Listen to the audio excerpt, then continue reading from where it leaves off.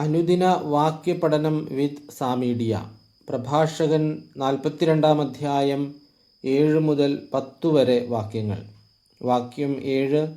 എല്ലാ ഇടപാടുകളിലും കണക്കുവയ്ക്കണം. ക്രയവിക്രയങ്ങളിൽ രേഖ സൂക്ഷിക്കണം. വാക്യം 8. അജ്ഞനെയോ വിഡ്ഢിയെയോ ചെറുപ്പക്കാരുമായി ശണ്ട കൂടുന്ന വൃദ്ധനെയോ ഉപദേശിക്കുന്നതിൽ ലജ്ജിക്കേണ്ട.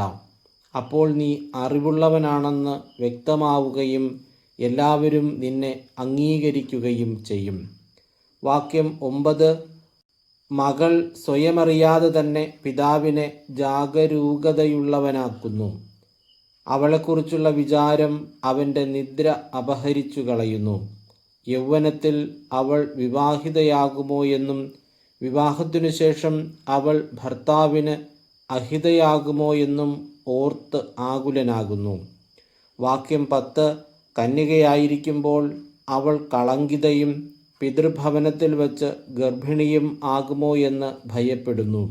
ഭർതൃമതിയെങ്കിൽ അവിശ്വസ്തയോ വന്ധ്യയോ ആകുമോ എന്നും ശങ്കിക്കുന്നു.